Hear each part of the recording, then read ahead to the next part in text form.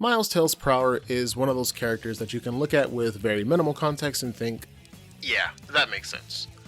The Luigi to Sonic's Mario, a Kin Masters to Ryu, Sonic's Krillin to his Goku. While accurate, each of those characters have had arcs of their own in their respective series, and Tails has seemingly regressed back into Sonic's shadow. A turbulent ride for sure, Tails' reputation has taken critical damage, but there's more under the hood that we don't consider. Most plots in the Sonic universe are resolved due to Tails' ingenuity alone. So, how is one of the most intelligent characters in this series simultaneously the most inconsistent, and what can be done about it? Let's do some housekeeping, shall we? Got it! Introduced in Sonic 2, Tails and Sonic quickly become best buddies with a brotherly relationship. Relatable? Of course. Anyone who either has or is a younger sibling understands the relationship that Sonic and Tails share. From tagging along when you're out and about, cracking jokes both with and about them, and occasionally getting loud with one another at the slightest disagreement. What makes these two characters feel so alive when they're sharing the screen together, though, is history. The chemistry they share is unmatched. Sonic goes from this hardened teenager fed up with the injustices of the world to this softened elder brother that just wants a little bro to have fun and succeed. Tails transitions from this insecure kid to a full grown-up that is able to tackle even the greatest difficulty as long as he puts his mind to it. That same chemistry, though, is what chains them down. You see, over-reliance on something is typically what makes even the greatest giants fall down. Something can only be unbreakable and structurally sound for so long. The moment you rip one away from the other, there are bound to be cracks that form at the earliest opportunity. Tails, on multiple occasions, had become so ingrained with the idea of Sonic that he'd often forget who he is at the end of it. Not in a traditional sense. Of course, he's Tails, but in a manner of staying true to self. Everyone likes to point to Sonic Forces as this obvious aha moment for when the Fox lost all semblance of what he worked on back in Adventure 1. That's not where things began though. A lot of folks forget that Tails is an 8-year-old boy with much to learn about the world. If we're to believe the news that every single Sonic game has happened in the span of about 1 to 2 years, Jesus Christ, then at max that'd make him 10 years old. With that in mind, he's bound to have a few hiccups here and there. Insecurity runs rampant through all of us, even with the things that we swear up and down we're knowledgeable about. Sonic Riders is a great start to this, since Tails is responsible for the creation of Team Sonic's Extreme Gear boards. Now, no one knows how long it took to create these, but we can agree on one thing. To have someone whose work you're somewhat familiar with come in and belittle everything that you've been striving to achieve with a product close to your heart, yeah, you're bound to feel some type of way. Add into the fact that this is a child who is convinced that mechanical engineering is one of the only things he's good at, and you have a recipe for disaster. Then, you have something like the end of Colors, where the entire time, Tails is mocking both the amusement park and the scheme behind it. Why then, at the climax of it all, is Tails afraid that they won't be able to beat Eggman? In this story alone, and countless before it, he's aided in the defeat of the Doctor and the many machinations conjured by him. The Egg Walker, Eggman Fight 2, Neo Metal. Hell, don't even get me started on Chaos 4. We could chalk this up to poor writing and continuity, but that's no fun. Nah, there has to be something deeper that we can pry into in order to help ascertain what fixes are necessary for the Fox. Just one more thing though. Lost World, for all of its quirks, is actually going to give us the last piece of the puzzle. As it goes, in this game, Tails and Sonic get into some petty drama about the latter trusting Eggman more than him. Tails gets kidnapped, almost turned into a robot, except not really because he's a smarticle particle and turns on the Zeddy. You get the gist. Now, the reason why that whole "you like our immortal enemy more than you like me" arc amounts to absolutely nothing is because it's not substantial. Out of all the times the gang has had to rely on Eggman's assistance, why is this the turning point? It culminates in Tails being somewhat of an asshole to Sonic by bragging about how right he was and how wrong his friend is. And you don't trust me to do it. What? No! I trust you, Tails. It's just that... No, you don't. You trust Eggman more. Do you know how much that bites? Sure, friends, and much more so brothers, are going to get into trivial squabbles and debates that are the equivalent of the sky being blue versus purple, with an evident answer presentable by just looking up. Holding those you love accountable is one thing. However, using a gotcha moment under any context outside of a setting that would require such lets others know that you're just trying to ensure you're seen as correct. You'd think that one of the smartest beings in the verse knows the difference between. Here we go! Let's circle back to an earlier point where I mentioned Sonic Riders and compare the results of that moment to the one seen in Lost World. In Riders, when Wave slams Tails' extreme gear design, yeah, he feels bad for a bit. Afterwards though, he proceeds to not only win his race against the Babylon Rogue, but then tunes up Sonic's gear into the Blue Star too, allowing the Hedgehog to stand toe-to-toe with Jet in the final race. Foxboy was motivated to improve upon his work for the betterment of his team instead of trying to prove a point. It's a matter of, I know I can do better versus I'm better.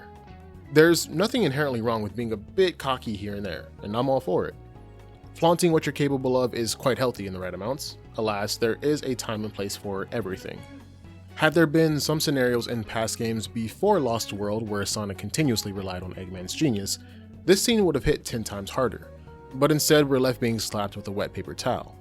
This flip-floppy nature of Tails was also seen as early as Adventure 1 as well. The entire story, Tails is this confident little kid that even stands up to Knuckles, who is way outside of his boxing weight. To have this interaction followed up by Chaos 4 shows us that our boy can put up numbers when he's really about it. We get to the end of his story though, and all that is out the window. All of a sudden, the boy wonder is going back and forth with himself about how to tackle the Station Square missile incident. I've gotta get it before Eggman! The fate of Station Square depends on me! Sonic! I've changed a lot since I've started hanging with Sonic. But I can't depend on him forever. I know I can do this by myself. Okay, Eggman, bring it on! Sonic, as far as Tails knows, is still in the egg carrier. Knuckles' whereabouts are unbeknownst to the Fox since they last saw each other in Mystic Ruins. He knows he can't involve Amy in this. What is he to do? Well, he tightens up and gets to work. Making the decision to get to the missile first is one thing, but to have to face Eggman by yourself with an entire city depending on you is an entirely other. Have you ever realized the small dialogue differences between Sonic and Tails' stories? The good doctor always comes off as more imposing when the interactions are in the perspective of Tails. The most obvious example is right here at the final boss. From Eggman's more sinister voice and word choice, "You fool, away, before I make mincemeat out of you," to the metaphorical semblance of the Egg Walker towering over Tails as if to tell the Fox, "You're not built for this, little bro." Now, take that into comparison with Sonic's final Eggman boss. It ends with the two giants eye to eye, a nod to how these guys will forever face each other head on no matter the occasion. The counterpoint to this could be the Egg Hornet in Tails' story that plays out the exact same as Sonic's, but that's just it. He has his friend there, so of course he'll stand 10 toes down when duty calls. I know I can do better versus I'm better now flips into I'm the only one who can do this versus no one can do this but me. I don't think y'all caught that. Tails makes the conscious decision to step up to the plate and save the city because it's the right thing to do, not because it's something that Sonic would do. It'd be different if his line of thinking was, well, Sonic wouldn't know how to disarm the missile, so it's good that I'm here, instead of how he pulls up the courage to take on a task never done solo before. Let's play for the other side just a bit, shall we? There is one specific scene where Tails does something under the guise of no one can do this but me brilliantly. We all know it and love it. SA2 Tails, they could never make me hate you. Our boy being this badass the entire time of this game is a direct result of his growth in SA1. And although those bits and pieces of his kid-like side are still there, he's a full-fledged and capable member of the team. You're telling me this 8-year-old boy was asked by his mans to do something that needed to be done, saw his same mans get blown up, presumably, in space, and got straight to work, no questions asked? This moment wouldn't have been possible without the advent of everything that went down in the previous entry, and honestly even somewhat of the games before this. Not only is this the second time Tails had to mop the floor with Eggman in SA2, but also a great example of the right kind of extrinsic motivation. He's not explicitly saying to Eggman that he's better at something than a doctor.